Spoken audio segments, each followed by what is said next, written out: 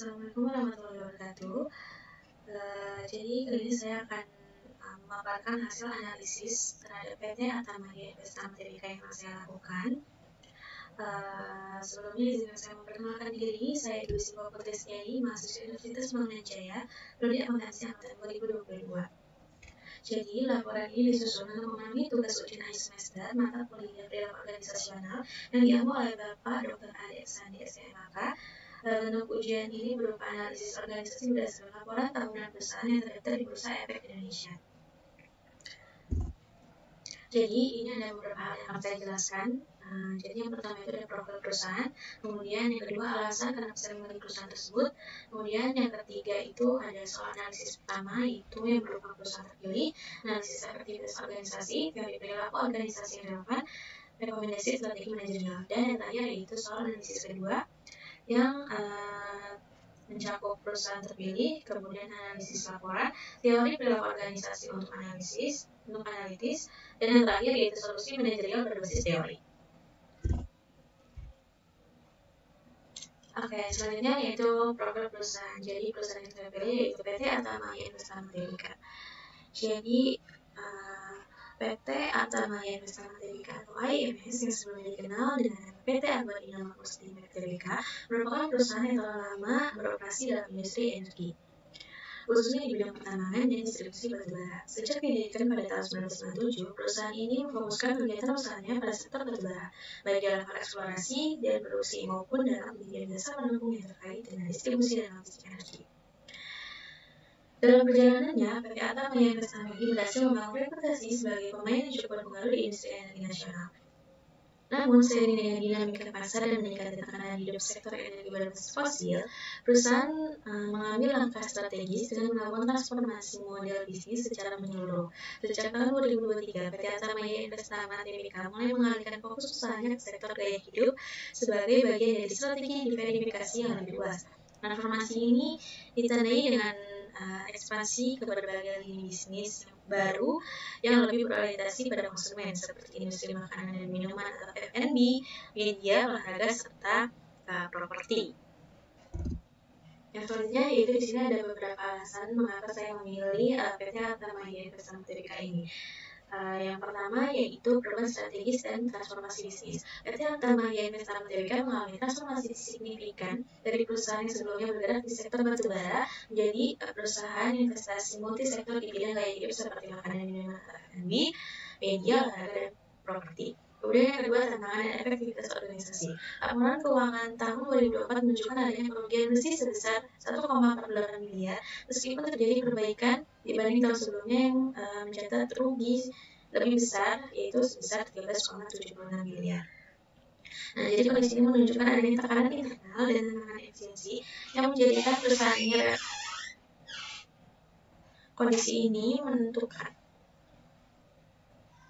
Kondisi ini menunjukkan adanya tekanan internal dan tekanan efisiensi yang menjadikan perusahaan ini relevan untuk dianalisis dari sudut pandang efektivitas organisasi, pengelolaan SDM, dan struktur kepemimpinan. Kemudian yang ketiga yaitu ketergantungan pada pendanaan pihak federasi. Perusahaan memiliki utang jangka panjang kepada pihak federasi sebesar 1,55 miliar pada tahun 2024, meningkat tajam dari tahun sebelumnya. Hal ini menandakan adanya struktur pendanaan yang berisiko dan dapat dikaji dalam konteks pengambilan keputusan finansial dan strategi bisnis jangka panjang. Kemudian yang keempat yaitu perusahaan publik dan transparansi data. Sebagai perusahaan terbuka yang terdaftar di Bursa Efek Indonesia, PT Atama Investama Tbk ini menyediakan akses terhadap laporan keuangan yang telah diaudit serta dokumen legal lainnya. Dan yang terakhir yaitu relevansi teoritis terhadap materi perkuliahan.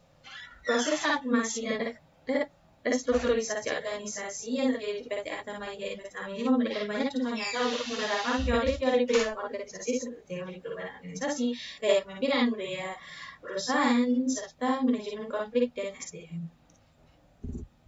Yang selanjutnya yaitu analisis pertama. Soal analisis pertama ini dibagi menjadi 4, yaitu ada perusahaan terpilih, kemudian analisis efektivitas organisasi, kemudian ada teori perilaku organisasi yang relevan, dan yang terakhir itu rekomendasi strategi manajerial. Perusahaan terpilih, jadi perusahaan yang saya pilih itu PT Atama Investama, dan profilnya juga sudah saya jelaskan sebelumnya. Nah, kemudian di sini ada analisis efektivitas organisasi, itu mencakup 3 subjudul lagi, yaitu struktur organisasi dan fungsi, kemudian budaya organisasi, strategi pengelolaan karyawan. Kemudian di sini ada struktur organisasi PT Atama Jaya Investama. Yang pertama di sini ada pemegang saham, dewan komisaris, komite audit, direksi, sekretaris perusahaan, internal audit, divisi operasional, divisi pemasaran, divisi keuangan, dan divisi HRD. Kemudian saya akan menjelaskan juga tugas-tugas dari bagian-bagian ini. Yang pertama yaitu pemegang saham, yaitu pihak pemilik perusahaan yang berwenang menetapkan arah strategi jangka panjang. Mereka memiliki hak untuk mengambil keputusan penting seperti pengangkatan dewan komisaris dan juga direksi. Kemudian yang kedua yaitu dewan komisaris, bertugas mengawasi dan memberikan nasihat kepada direksi dan menjalankan perusahaan. Terus kemudian yang selanjutnya itu komite audit, itu membantu dewan komisaris dalam melakukan pengawasan terhadap laporan keuangan dan audit. Yang selanjutnya itu direksi. Direksi ini bertanggung jawab atas operasional harian perusahaan dan pelaksanaan strategi yang telah ditetapkan. Kemudian yang selanjutnya yaitu sekretaris perusahaan, menjembatani komunikasi antara perusahaan, regulator, dan para pemegang saham. Oke, selanjutnya di bawah sini ada internal audit. Jadi internal audit ini melakukan audit independen terhadap proses dan pengendalian internal perusahaan. Terus yang selanjutnya yaitu divisi operasional, bertanggung jawab atas proses produksi atau layanan utama perusahaan. Kemudian selanjutnya divisi pemasaran, yaitu menyusun strategi promosi dan peningkatan penjualan produk atau jasa perusahaan. Kemudian divisi keuangan, mengelola anggaran, arus kas, dan laporan keuangan perusahaan. Dan yang terakhir yaitu divisi HRD, yaitu menangani rekrutmen, pelatihan, dan pengembangan karyawan. Selain itu juga menjaga hubungan kerja yang harmonis dan sistem kompensasi yang adil. Selanjutnya di sini ada yang budaya organisasi dan strategi pengelolaan karyawan pada PT Atama Jaya Investama. Penerapan budaya organisasi PT Atama Jaya Investama Tbk tercermin dalam komitmen perusahaan terhadap tata kelola yang baik, profesionalisme, dan integritas. Perusahaan menanamkan nilai-nilai ini dalam setiap aspek operasional, mulai dari proses pengambilan keputusan hingga hubungan antar karyawan. Kepemimpinan yang transparan dan akuntabel menjadi fondasi utama dalam membangun budaya kerja yang sehat, di mana semua elemen organisasi ini memahami arah dan tujuan perusahaan secara bersama-sama.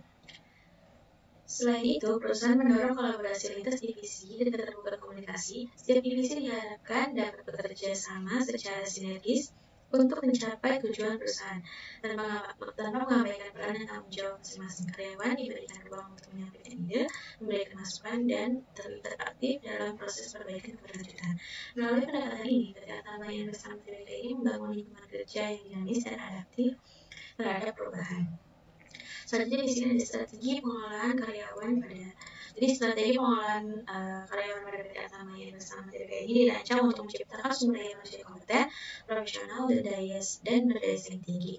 Perusahaan menyadari bahwa karyawan merupakan aset utama yang menentukan keberhasilan jangka panjang, sehingga manajemen SDM ini dilakukan secara strategis dan berkelanjutan.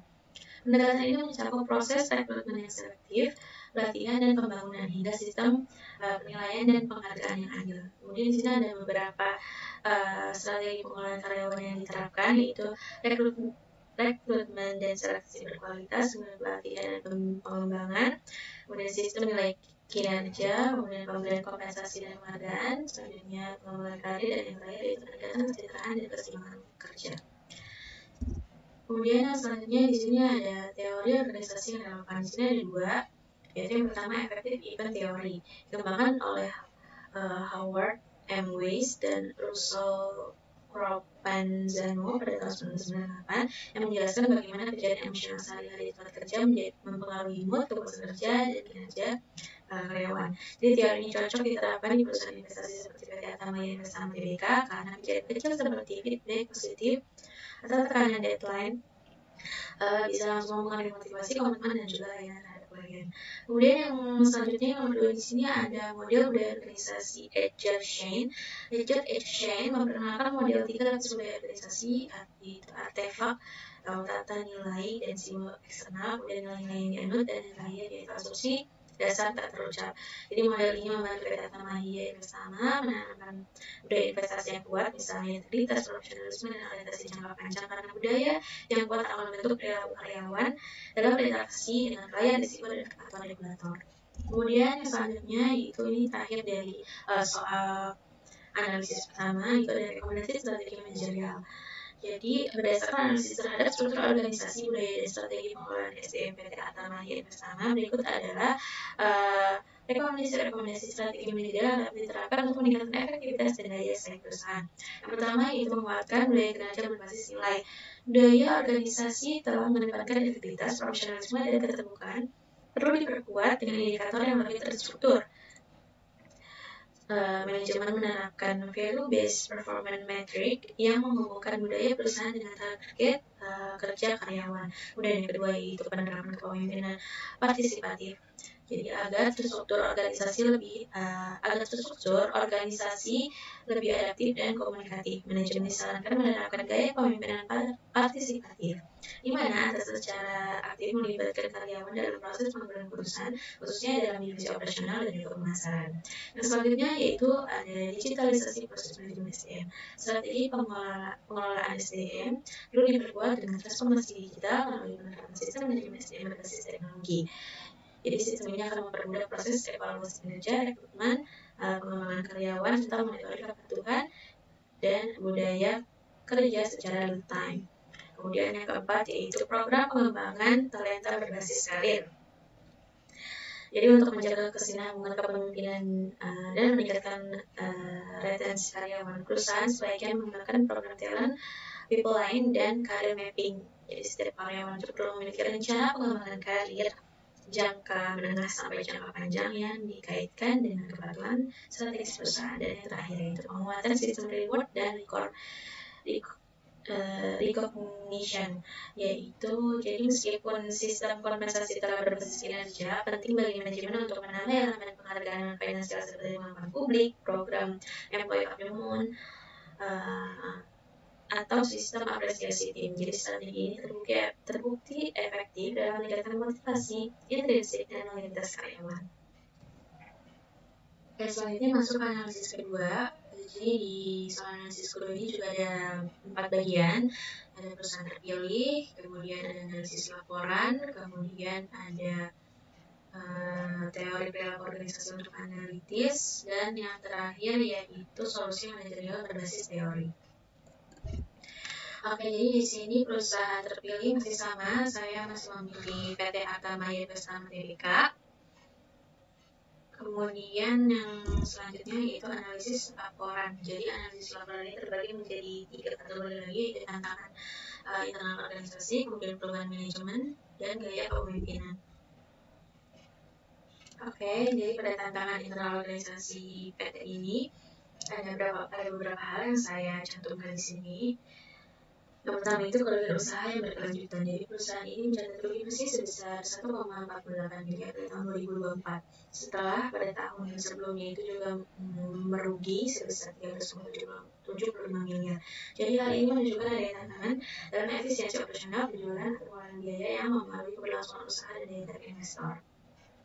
Kemudian yang kedua itu ada ketergantungan pada pendanaan dari pihak-pihak aset. Ini juga sudah saya jelaskan, jadi hal ini yang membuat saya memilih perusahaan ini. Jadi harus dari aktivitas pendanaan menunjukkan bahwa perusahaan memperoleh tambahan dana sebesar 1,38 miliar dari pihak asing. Ini mengindikasikan adanya ketergantungan terhadap entitas induk atau bermasalah utama yang bisa menjadi risiko keberlanjutan jika sumber pendanaan ini terhenti. Kemudian yang ketiga itu tidak memiliki karyawan tetap. Yang sudah saya jelaskan juga, jadi perusahaan ini tidak memiliki karyawan tetap. Jadi laporan menyatakan bahwa hingga akhir 2024 perusahaan tidak memiliki karyawan tetap. Nah, kondisi ini menimbulkan tantangan serius dalam hal stabilitas sumber daya manusia, transfer pengetahuan, serta pengembangan biaya organisasi yang berkelanjutan. Kemudian yang keempat yaitu penurunan ekuitas yang signifikan. Total ekuitas perusahaan menurun drastis dari 1,82 miliar pada 2023 menjadi hanya 338 juta pada 2024. Penurunan ini berisiko mengganggu kredibilitas perusahaan di mata investor dan mengurangi fleksibilitas dalam mengembangkan usaha atau ekspansi bisnis. Kemudian yang terakhir yaitu ketidakseimbangan struktur keuangan. Jadi total liabilitas mencapai 3,53 miliar, sementara aset hanya sebesar 3,87 miliar, menghasilkan gearing rasio yang cukup tinggi. Ketergantungan pada liabilitas jangka pendek dan jangka panjang ini mengindikasikan potensi masalah likuiditas, terutama dalam memengaruhi kewajiban jangka pendek tanpa likuidasi kas yang memadai. Kemudian selanjutnya ini di bagian tengah ada perubahan manajemen. Jadi sepanjang tahun 2024 PT Arta Maya Investama Tbk mengalami beberapa perubahan struktural dalam manajemen sebagai bagian dari proses transformasi perusahaan. Salah satu perubahan signifikan adalah menunjukkan Anton Hidayat SE sebagai sekretaris perusahaan berdasarkan surat keputusan nomor sekian pada tanggal 24 Agustus 2023. Selain itu, struktur komite audit diperbarui melalui keputusan nomor sekian pada 2023 dengan Ahmad Ali Fahmi ditunjuk sebagai ketua komite audit, didampingi oleh anggota baru yaitu Levita Elviana dan Priyandana. Jadi pergantian manajemen ini mencerminkan upaya perusahaan untuk meningkatkan tata kelola dan pengawasan internal setelah menjalani kerugian yang signifikan pada 2 tahun berturut-turut. Manajemen baru membawa orientasi pembaruan dari sisi kepatuhan hukum, transparansi, dan struktur pengawasan risiko yang dibutuhkan untuk memulihkan kepercayaan investor dan stabilitas internal perusahaan. Jadi transformasi manajemen ini juga menjadi sinyal pergeseran arah strategis dari sekedar bertahan ke fokus pada pemulihan kinerja keuangan dan reputasi pasar. Kemudian yang paling kanannya ada gaya kepemimpinan. Jadi kepemimpinan di Arta Maya Investama Tbk ini menunjukkan ciri gaya kepemimpinan transformasional di mana pemimpin berfokus pada perubahan budaya organisasi dan peningkatan kualitas tata kelola. Kemudian direksi dan komisaris tampaknya mendorong perubahan struktural, efisiensi, dan profesionalisme untuk memulihkan posisi perusahaan industri keuangan. Kemudian juga gaya kepemimpinan di PT ini juga berorientasi pada perubahan, fokus pada tata kelola dan transparansi, kemudian partisipasif dan adaptif, kemudian kepemimpinan berbasis pemulihan, berarti penekanan pada pemulihan keuangan, restrukturisasi aset, dan perbaikan citra perusahaan. Kemudian yang selanjutnya yaitu teori perilaku organisasi untuk analitis. Di sini ada dua, yaitu yang pertama gaya kepemimpinan. Ini menggunakan teori kepemimpinan transformasional. Di teori ini dikembangkan oleh James McGregor Burns 1978 dan kemudian dikembangkan lebih lanjut oleh Bernard M. Bass 1985. Teori ini menyatakan bahwa pemimpin yang transformasional mampu menginspirasi dan memotivasi pengikutnya untuk melampaui kepentingan pribadi mereka dari kepentingan organisasi. Jadi pemimpin jenis ini mendorong inovasi, perubahan budaya, dan pembaruan strategi jangka panjang. Kemudian yang kedua yaitu strategi manajemen konflik.